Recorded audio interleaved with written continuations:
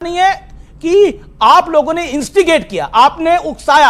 अब कांग्रेस का एक बड़ा नेता मध्य प्रदेश का साधु संतों को, महामंडलेश्वरों को सांड तक कह रहा है। मतलब क्या बचता है बचाने को इसके बाद? अब एक तो सुधांशु त्रिवेदी जी ने रामजीलाल सुमन जी के बयान का जिक्र किया, कहा कि उन्होंने ये कहा कि सारे मुसलमान औरंगजेब की औलाद हैं। नहीं, बाबर की औलाद। उन्होंने कहा बाबर की औलाद, बाबर की औलाद है। बिल्कुल उलट कह रहे हैं। भारतीय जनता पार्टी के लोग ऐसा कह के प्रदर्शित करने की कोशिश करते हैं कि सारे मुसलमान मुगल हैं, और हम हमेशा खंडन करते रहे हैं। आपकी डिबेट में भी कई बार किया था कि सारे मुसलमान मुगल नहीं है। किस बीजेपी के नेता ने बोला? सुमन ने जी सदन के अंदर यह बोला कि अगर मुसलमान बाबर की औलाद हैं, अगर कुछ छोड़ गए, आधा सच बोलना झूठ बोलने से भी ज्यादा खतरनाक होता है। वो कह रहे हैं अगर मुसलमान बाबर की औलाद हैं, देख लें आप।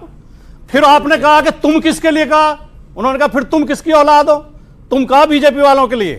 अच्छा, क्योंकि ये बीजेपी वाले ही तो कहते हैं हम महापुरुष, लेकिन आपने उसमें जोड़ दिया हिंदू समाज के लिए कहा। हिंदू शब्द उन्होंने प्रयोग ही नहीं किया। पूरे उनकी स्पीच में कहीं हिंदू शब्द नहीं है। लेकिन अमीश जी, जो आप सवाल उठा रहे हैं, कोई आदमी किसी राजा के बारे में गलत बोल दे, हो सकता है इतिहास कम पढ़ा हो सकता है ज्ञान कम हो, लेकिन हमारा कोई आदमी आपको धार्मिक विद्वेष फैलाता हुआ नहीं मिलेगा, हिंदू मुसलमान के बीच नफरत फैलाता हुआ नहीं मिलेगा। इनके लोग क्या करते हैं? मैं इनके दो सर्वोच्च नेताओं के बयान आपको बताता हूं जो इस समय सोशल मीडिया पे चल रहे हैं। कोई देखेगा उस पर यूट्यूब वगैरह मिल जाएंगे। मोदी जी कह रहे हैं मेरा घर मुसलमानों के बीच में था, ईद पर हमारे घर मुसलमानों के घरों से खाना आता था, हमारे घर में खाना नहीं बनता था ईद के दिन। मोदी जी कह रहे हैं। योगी जी कह रहे हैं 100 मुसलमानों के बीच में भी अगर 50 हिंदू रहते हो तो वो सुरक्षित नहीं है। अब मुझे सुधांशु भाई ये बता दें, मोदी जी का बयान सही है कि मुसलमानों के घर से उनके घर ईद पे खाना आता था, उनका चूल्हा ही नहीं जलता था, मुसलमानों के बीच में वो सुरक्षित थे, कोई खतरा नहीं था? या योगी जी सही कह रहे हैं कि हिंदू सुरक्षित नहीं है? बहुत अच्छा इन्होंने सवाल किया, बहुत अच्छा सवाल किया। मैं बिल्कुल जवाब देता हूं। जब मोदी जी बच्चे थे तो तब तक मुसलमानों को इतना सर पे नहीं चढ़ाया था। ओहो, और वो तब तक के नहीं था।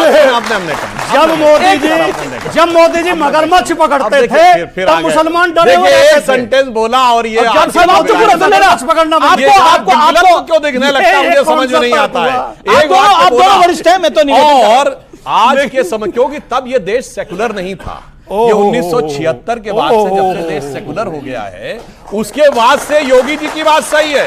वरना मैं ईमानदारी से एक बात कहता हूं, आप एक बात भूल गए, जब देश आजाद भी नहीं था, आजादी 2014 में मिली है, तब हिमालय में बर्फ भी नहीं पड़ती थी, हिंद महासागर में पानी भी नहीं था, और हवा तो चलती ही नहीं थी। अच्छा, धूप भी नहीं निकलती थी। मोदी जी सूरज लेके आए, मोदी जी चांद लेके आए, मोदी जी ने हिमालय बनाया, मोदी जी ने समुद्र बनाए। अब जो कुछ हुआ 14 के बाद हुआ। Okay okay okay, Sudhanshu Trivedi, कुछ नहीं था उससे पहले। देखिए, नहीं, ये तो देश ही सन 47 में बना था, इससे पहले देश थोड़ी था। ये तो वो है ना भैया, इस देश 14 में आजाद हुआ। नहीं, सुधांशु जी, आपकी एक बड़ी फेमस प्रेस कॉन्फ्रेंस है जिसमें आपने बोला 2014 से पहले भारत था वो आमतौर पर मुस्लिम राष्ट्र। 2014 से पहले भारत आजाद हुआ, ये नहीं सच है कि 2014 में। आजादी की अनुभूति 2014 में। और मैं बताना चाहता हूं, 2014 से पहले जो मैं बोल चुका हूं वो फिर रिपीट कर रहा हूं, यह देश आंशिक रूप से मुस्लिम राष्ट्र था और अब इसे वास्तविक सेकुलर राष्ट्र कहा जा रहा है।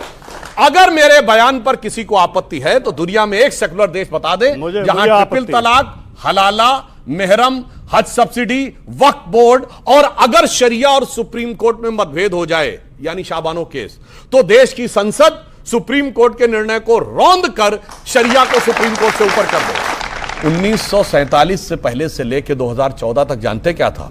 हिंदू भाग रहा था। पहले काबुल से भागा था। सुभाष चंद्र बोस जी गए थे, याद करिए, तो वे बहुत बड़े ड्राई फ्रूट के मर्चेंट थे। मेहरोत्रा जी उनके यहां रुके थे। 1/3 हिंदू और सिख था। आज कोई मेहरोत्रा जी बचे काबुल में? काबुल से भागा, फिर पेशावर से भागा, ढाका से भागा, रावलपिंडी से भागा, चिटगांव से भागा, लाहौर से भागा, मेरे पिया गए रंगून, वहां से किया है टेलीफोन, वहां से भागा, फिर आजाद हिंदुस्तान में कश्मीर से भागा, मल्लापुरम से भागा, धुबरी से भागा, बरपेटा से भागा, और जो जिस शहर में रहता हो जाके देख ले, उन शहर के पुराने इलाकों से भागा। क्योंकि आप किसी की हिम्मत नहीं है वो जहां रहे, मगर 2014 के बाद जागता हुआ दिख गया, भागता हुआ बुरा लगता था, ये कहानी है, जागता हुआ इनको अच्छा नहीं लग रहा। ये आपको इसलिए हिंदू मुसलमान दिखाई दे रहा है। सुधांशु त्रिवेदी का कहना है हिंदू जाग रहा है और इसीलिए विपक्ष भाग रहा है। सुधांशु जी ने कहा कि 2014 में आजादी का एहसास हुआ, क्यों हुआ उसका कारण खोजिए। जब देश की आजादी की लड़ाई चल रही थी, इनकी पार्टी का नाम है भारतीय जनता पार्टी। भारतीय जनता पार्टी की मां है जनसंघ, जनसंघ की मां है हिंदू महासभा और आरएसएस। हिंदू महासभा और आरएसएस से इनकी पार्टी का जन्म हुआ है। जब देश की आजादी की लड़ाई चल रही थी तो हिंदू महासभा और आरएसएस अंग्रेजों के साथ थी, आजादी की लड़ाई में शामिल नहीं थी। इसलिए जब देश आजाद हुआ तो देश की जनता ने इन्हें नकार दिया। इनकी कहीं एक सीट आती थी, कभी दो आती थी। कृपया बोलने दें, कृपया बोलने दें। और 1990 में जाके नकार रखा था आपको, आपकी पार्टी को कोई गंभीरता से नहीं ले सकता था, क्योंकि ये अंग्रेजों की मुखबिरी करते थे, स्वतंत्रता सेनानियों के खिलाफ कोर्ट में गवाही दिलवा के उन्हें सजा करवाते थे। जब भारत का संविधान लागू हुआ इन्होंने उसका विरोध किया, जब तिरंगा झंडा फहराया गया इन्होंने उसका विरोध किया। आरएसएस के मुख्यालय पर 2002 तक तिरंगा झंडा नहीं फहराया गया। 2001 में 2 नौजवानों ने जाकर तिरंगा लगा दिया तो आरएसएस ने उनके खिलाफ मुकदमा लिखवाया, जेल भिजवाया उन्हें। भाटी जी, अब क्योंकि लास्ट बोल रहा हूं, जी कृपया, जब 1990 में इन्होंने हिंदू मुसलमान करके, मस्जिद पे प्रहार करके, मंदिर मस्जिद करके और सरकार बना ली, 14 तक में इनकी फुल मेजोरिटी की सरकार आई है, तो इन्हें तब लगा कि अब देश आजाद हुआ है। जब देश सेकुलरिज्म के रास्ते पर चल रहा था, सोशलिज्म के रास्ते पर चल रहा था, संविधान के रास्ते पर चल रहा था, तब इनके मन में पीड़ा थी। आखिरी बात एक लाइन, इन्होंने पता नहीं हमारी पार्टी तो बनी 1952 में है और ये जोड़ दिए जाके उससे पहले हिंदू महासभा आरएसएस थी। आपने कहा आरएसएस की मां है, ये कांग्रेस की मां कौन है? 1885 में कांग्रेस ब्रिटिश सरकार के सेक्रेटरी एलन ऑक्टेवियम ह्यूम के द्वारा बनाई गई। पहले 25 साल में एक नहीं अनेक ब्रिटिश सरकार के secretary William Wedderburn, George Yule, Alfred Robb, नाम मैं इसका जवाब दूंगा। क्योंकि पार्टियों के मां बाप की बात हो रही है, पार्टियों के मां बाप की बात हो रही है, मैं ये अन्याय होगा विवेक श्रीवास्तव के साथ उनकी पार्टी का। एक मिनट, जी एक लाइन, इसके बाद मैं दूसरों जी और कौन किसको बाप मानता था मैं बताना चाहता हूं। सन 47 में से पहले अंग्रेजों ने रूल बना रखा था कि भारत का बजट शाम 5 बजे आएगा, चूंकि लंदन में 11 बजते थे। 1997 तक 5 बजे शाम को प्रस्तुत होता रहा। अटल जी की सरकार में चेंज हुआ। बोलो भाई कौन बाप बना के रखा था? 1968 तक किसने जॉर्ज की मूर्ति इंडिया गेट पर रखी हुई थी? आपको पता है? आजादी मिली 47 में, 48 तक माउंटबेटन क्यों रहा गवर्नर जनरल? बताओ, भारत का पता है 1949 तक आर्मी चीफ अंग्रेज रहा। कौन? General Francis Roy butcher. आपको पता है कि भारत का एयरफोर्स चीफ 1954 तक रहा गेराल्ड गिब्स। आपको पता है कि भारत का नेवी चीफ 1958 तक रहा स्टीफन कार्लाइल। भाई साहब बाप बना। और आपको पता है 1977 तक भारत के सारे एग्जाम सेंट्रल गवर्नमेंट के सिर्फ और सिर्फ इंग्लिश में होते थे।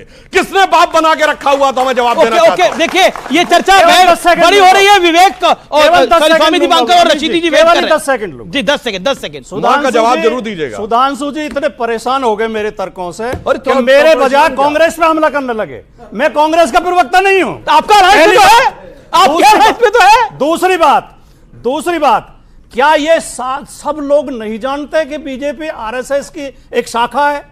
मैंने कुछ गलत कहा? नहीं, बिल्कुल सही कहा। आरएसएस बीजेपी की मान नहीं है क्या? बिल्कुल सही कहा। तीसरी बात, बिल्कुल सही कहा। अगर एओ ह्यूम भारत के लोगों को प्रशिक्षित और जागरूक कर रहे थे,